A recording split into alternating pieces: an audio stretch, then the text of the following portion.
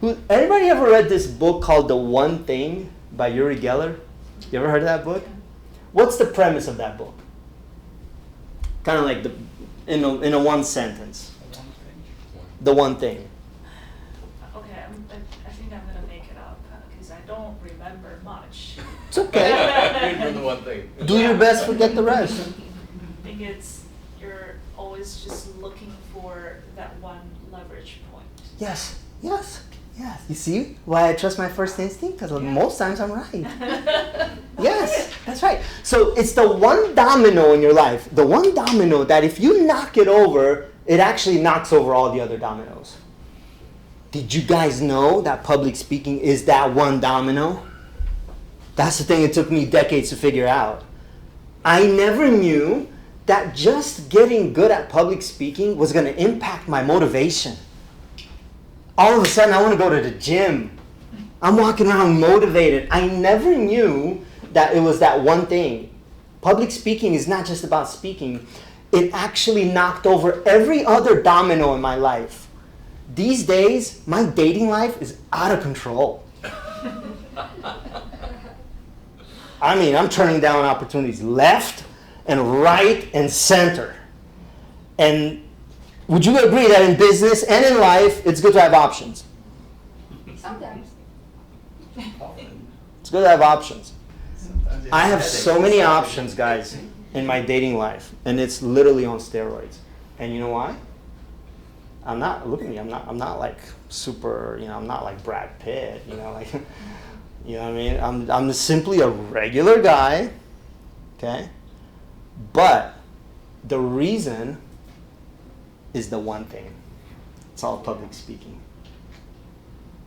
Now, let's stay on that for a second. Why would public speaking, for my single folks in the room, why would public speaking be something that will literally up-level your dating life to the point where you got too many options? Why?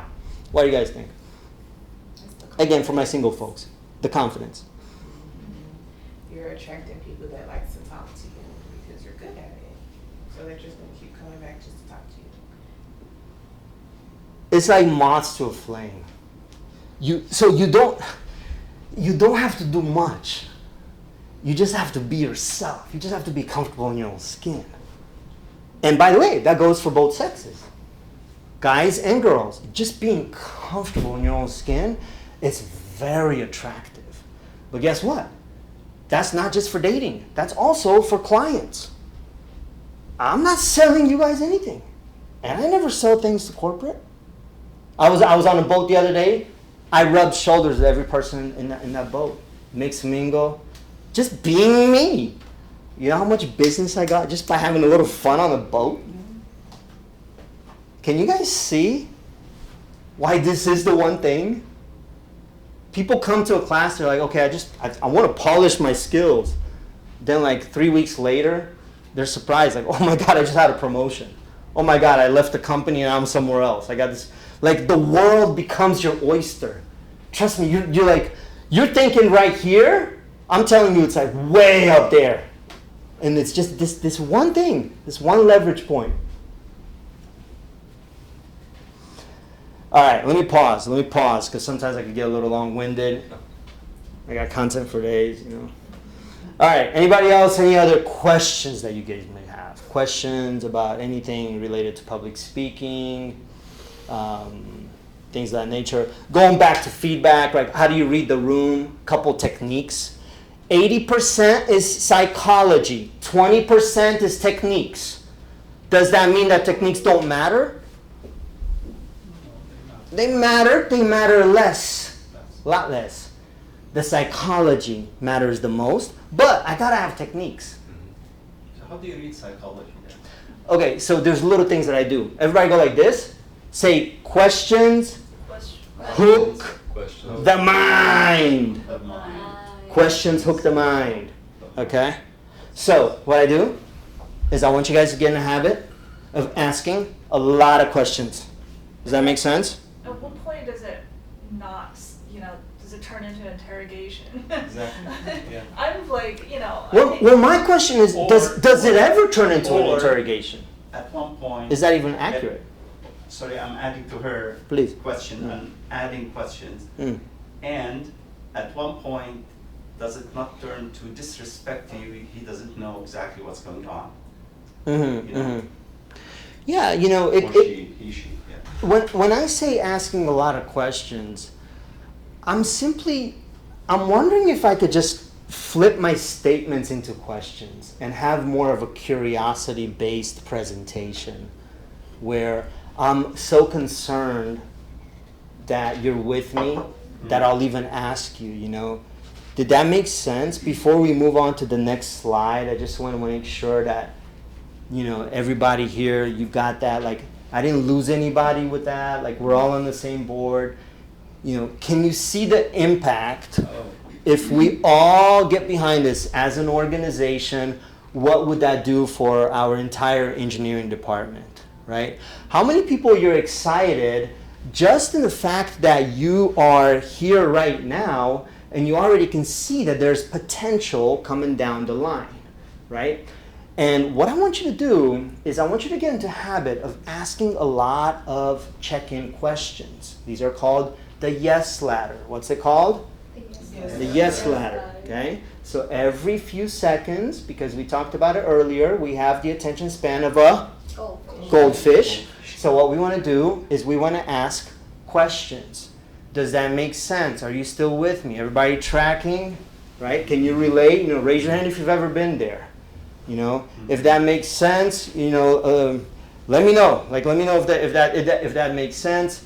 True or false? You know, right or wrong? You know, would you agree? Would you agree? Can you see where I'm coming with this? Right? Would you? You know, like little things like this. Can you imagine what would that do for us, for our business? What would that do for our family? These are the kind of things that I'm thinking about, right? You see? That's exactly what I mentioned before, where you hit the nail on the head actually. The yes ladder is the solution to the timing, airtime timing, passing the ball in the game. Now is the time to get the ball, you run with it, and then you deliver value, and then you kick it back again to someone else. So this is the yes ladder, that enabler to this passing dynamic. Because if you ask this yes ladder question, you're kind of, it helps. It's not the panacea for the dynamic, but it helps. It's one way to enable the, to soften the impact of being still for a longer period of time, and that can be more than 7 seconds, that can be a minute, and it's already long, that in order to mitigate, because the right approach is still not that, the yes ladder, but at least the yes ladder is a mitigating approach, because it shortens the time, it keeps that pause distance shorter, and then you're able to harness more feedback and be able potentially to carry the ball and give some feedback. Basically, you are lessening the need for having to get the ball, run with it, and you're basically diluting the entire aspect of it by this yes ladder is exactly. You're running the offense like a quarterback or like a point guard in basketball. You're running the offense. It's an alternative good approach. Yes, yes. Okay, sorry, not adding to his question. That's okay. Completely different question. Okay. So I think we're all talking in the kind of in a setting of presentation. So we're speaking to an audience. But I think what I just asked about the question interrogation. I am talking about in a more social setting. One of the type of events that I dreaded is happy hours. Okay, so you walk into a room, you're having all this maybe coworkers, acquaintances, and it's at one point you're gonna run out of questions, and you're just like two people sitting there holding a drink and awkward silence. And I've seen people, being able to work that room like magic.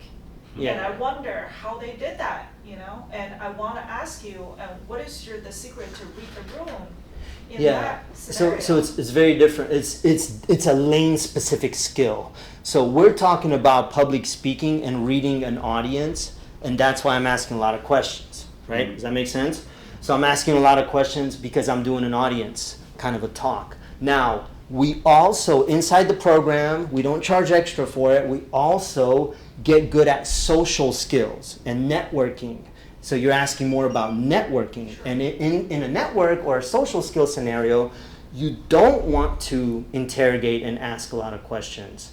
You want to, like Bill was saying, play volleyball here, play tennis, right? So it's the go first principle. If I share a story about how I traveled to Rome a couple months ago and a couple things that I thought were very interesting about, for instance, the food, the carbs. How come the pasta over there doesn't make me fat, but the pasta in America does? You know, interesting dynamic. You know, my jeans still fit in Rome. So there must be something that they're putting in our food. I go first. I share that story first. I'm not just interrogating you with questions, but at the end, I'm like, you know, I'm curious. Like, have you ever been to Italy? Or have you ever been to France? And, you know, like, have you ever noticed that yourself? Like, you know, like, it seems like the carbs are a little bit different. It's the same but different, you know what I mean? So I go first with a little bit of a story, an anecdote, and then I do the question. So I try to play tennis. I go because I started a conversation, right? It's called an opener. So how do I read the room in a networking? It's very different because I want to open people. When I was on the boat the other day, I'm not doing public speaking. Hey guys, Toastmasters. No, everybody's chilling out, you know, having drinks, whatever. I don't drink, but I'm the highest in the room. And yeah. You know, can I add to that? Yeah, please go. go. I feel like I'm very social in the room naturally. It's just I hate talking when it's quiet. But what do you think about like intention? Like before you go in a room like that, you know what you're going in there for. You know what kind of people you're, going to be around. So is it good to have intention before going in there? Because it helps you to ask questions or who to talk to, and that's how you read a room because you know. It's always good to have intention, period, because I have to have a goal. But at the same time, these days, I don't really have a goal of like, I'm going to go walk into this room to try to get business. That's my intention, to somehow finagle the conversation into a business kind of it's never like that. Again, when you create that deep level identity shift, you don't have to do any of these things. You just be yourself, have fun, be a kid, be in a playground. Business will just come to you. Everything will just come to you. That's what I'm trying to tell you guys. Like, you don't have to do any of that stuff. And it's very interesting. I mean, what Claire said, I have the opposite issue. When in a room, social room, I'm able to connect. Exactly what you said. There's Italy, there's Germany, there's so many starting. I have the same problem, but in a different setup, which is when you have a serious setup, professional, where I have to hold myself.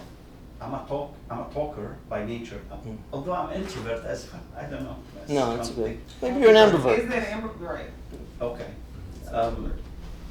But in the precision, the amount, the volume, the precision and volume is so depending on reading the room. It's so important because that's what makes a message successful or not. And that's so. But facts. That's yes. fact. So, and what I mean, like, this is how the Gen Z's. Yes. No cap, bro. No cap. Yes, Like, no it's, cap. it's real what you're saying. That's all I'm Yes. saying. I think He's like facts, data, And complex, and then engineering. Yes, what you were saying, coming with intention, you may have that intention in mind, but the dynamics of the game is unpredictable. And it's like a football game, really. You have the intention, you have the rules. It's like what you said also, but in a different way. And that's the challenge, which is like here in a situation like this here, yes, you're not selling. Yes, you are yourself and you are helping. You're creating the environment for those who will be pulled to you and find value in you, so we align. But it's clear, defined role game. Like we're sitting. Yeah, we're right. Interested. We have a demand. We're interested. Sure. And you are the respected SME, subject matter expert. So Right. everyone expects you to be the one who is delivering to us some kind of Sure. guidance. And Yeah, we're all playing a role. playing a role. Yeah. Yes, you are. It's at will role here, so we can accept. You can accept. I like you. You like me. Yeah, etc. sure. So, but ultimately, it's at will, and when you are in a setup like professionals, social setup that she mentioned can be whether it's a happy hour is work setup essentially, but in a complete different domain. It's not a business setup, but it's a work setup as well. It's happy hour. You're still bound by the policy of ethics and goals of the company at the same time.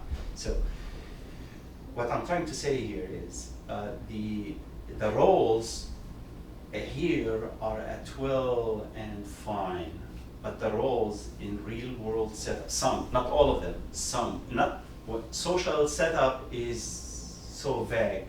The social setup in a happy hour is actually work setup, but a different drink style kind of, but it's a drink nevertheless.